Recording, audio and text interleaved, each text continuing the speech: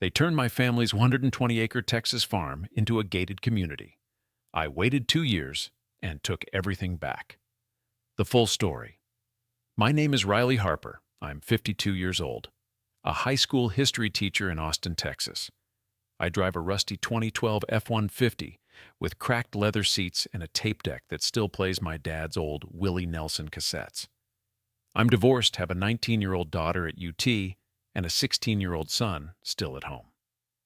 Nothing about me screams millionaire, but for the last 4 years, I've quietly owned something worth over $40 million, 120 acres of prime Texas hill country that my family has held since 1948. My great-grandfather, Captain Elias Harper, bought the land right after coming home from the Pacific. He paid $12 an acre, $1,440 total, with money he saved from the war and a small VA loan.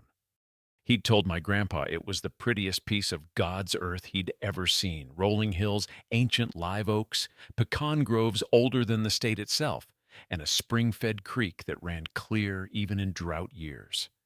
That land fed 4 generations. Cotton in the early days, then cattle, then pecans when the market shifted.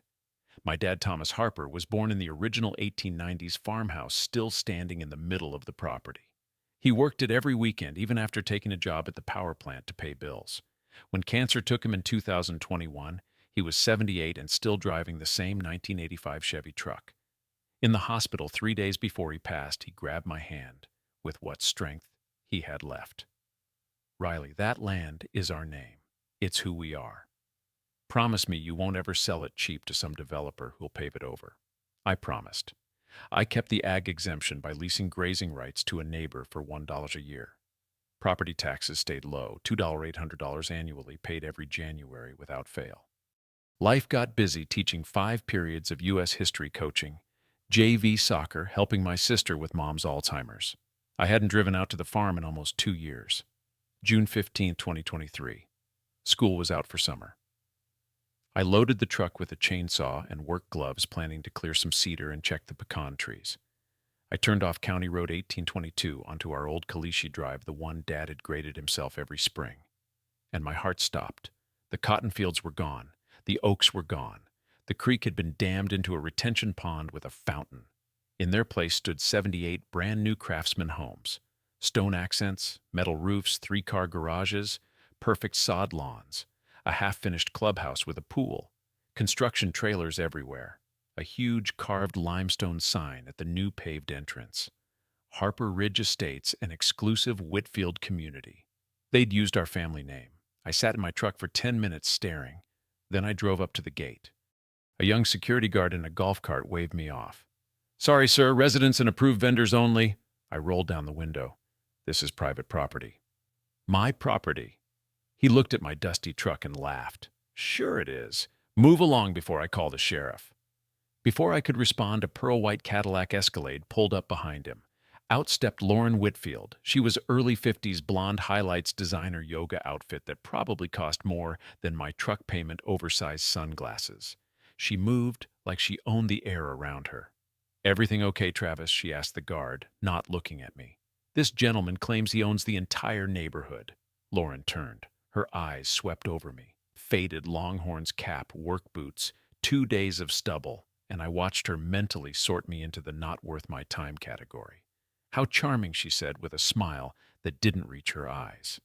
"If you're here about the landscaping crew, we're fully staffed. But I can take your number if there's an opening."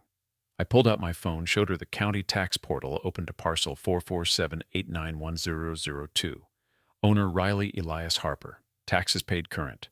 This has been in my family since 1948. My great-grandfather bought it. My father died on it well in the hospital, but you get it. This is Harper land.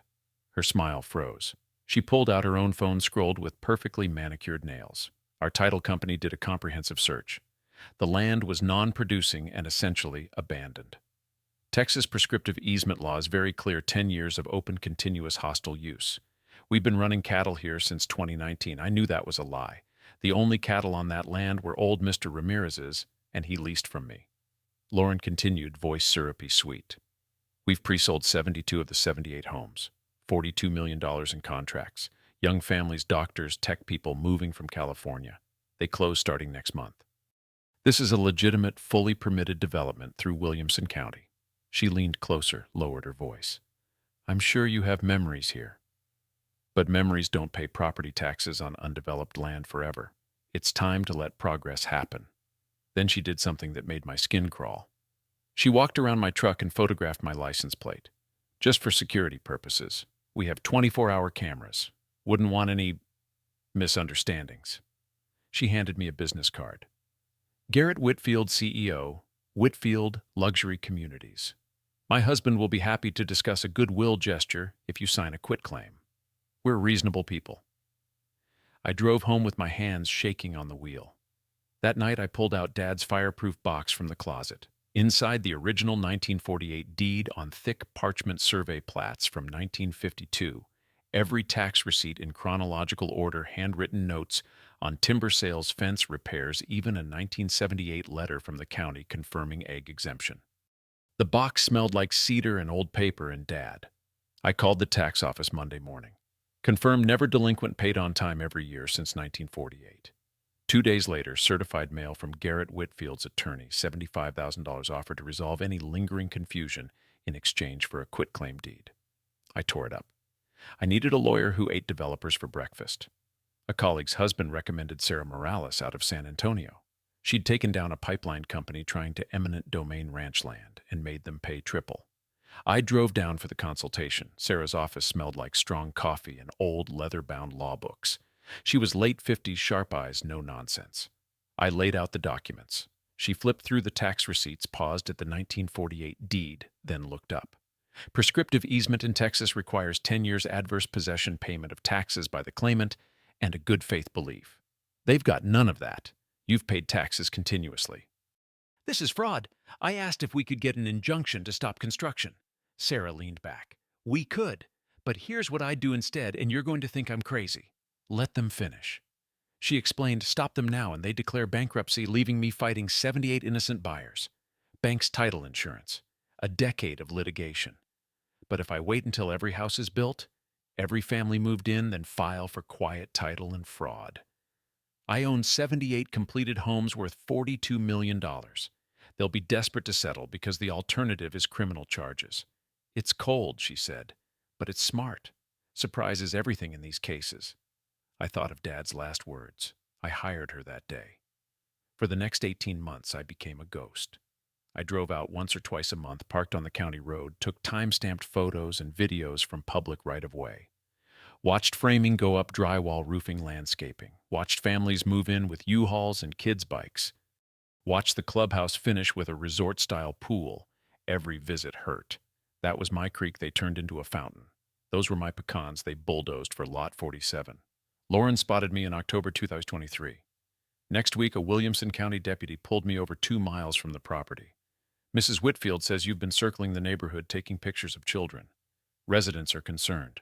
I showed him my phone gallery, all wide shots of construction progress, no people close up. He looked embarrassed. Just stay off private roads, sir. Then the real harassment began. Escalation 1, November 2023. Anonymous letter to the school district claiming I'd been disciplined for inappropriate conduct with students years ago. Principal called me in. I showed 20 years of clean evaluations. Investigation closed, but rumors lingered.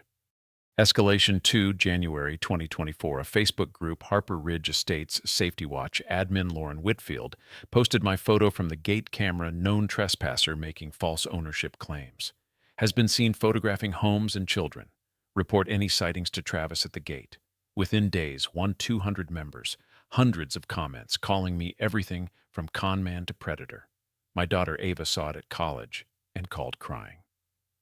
Escalation 3, March 2024. Someone slashed all 4 tires on my truck in the school parking lot. Twice in 1 month. No cameras caught it. Escalation 4, June 2024. My sister Claire got a call from a private investigator asking about family history of mental illness or property disputes.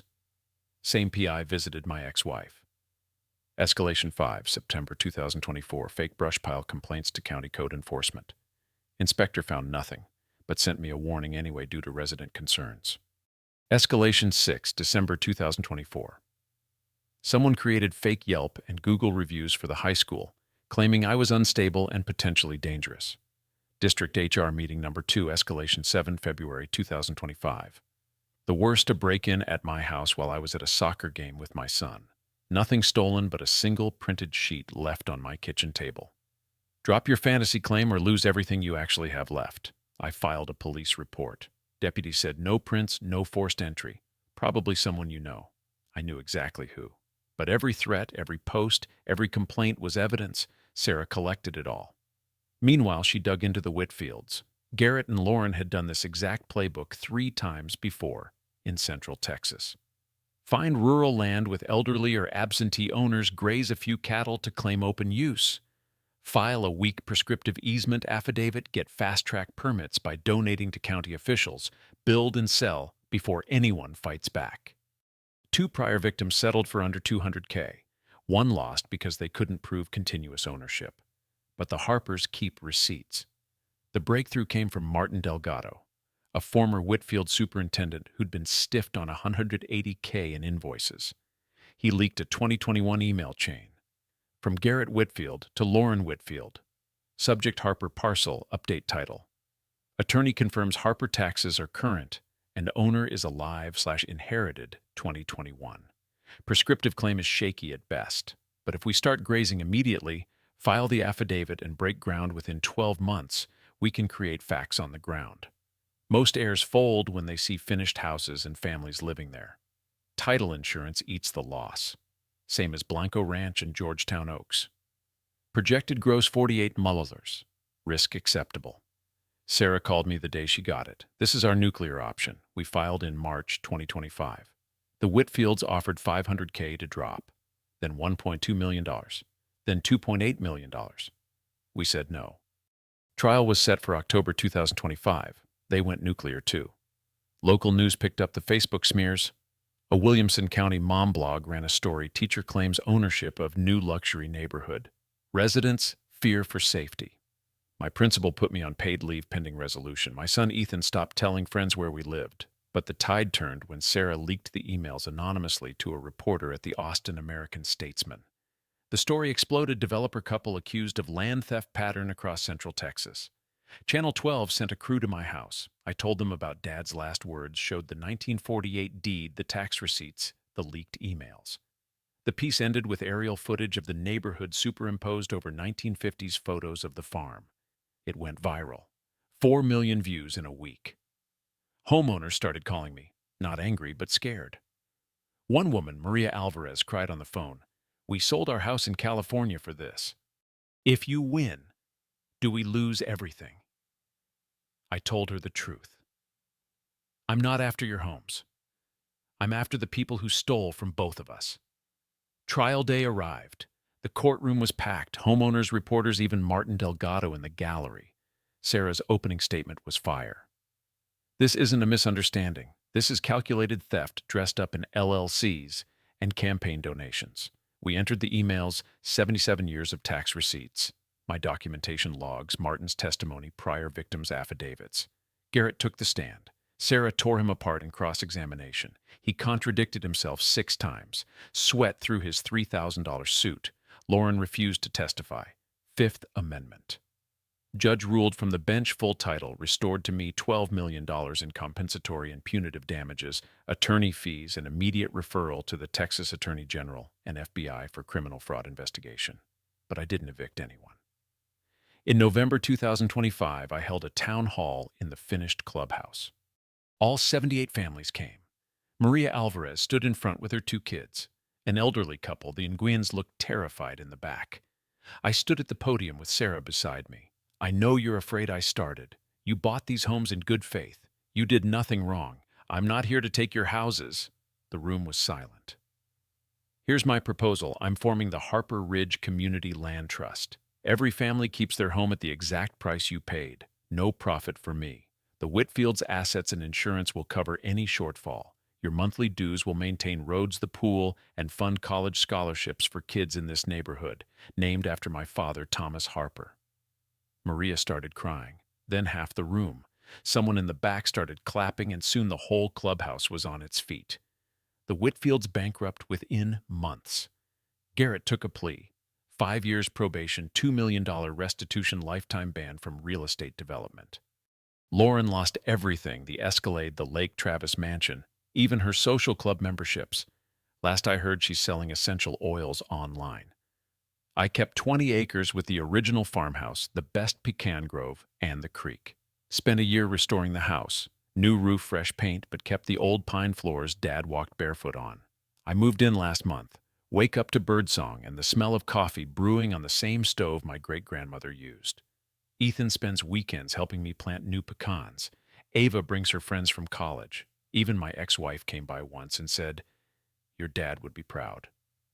The first Thomas Harper Scholarship went to Maria Alvarez's daughter.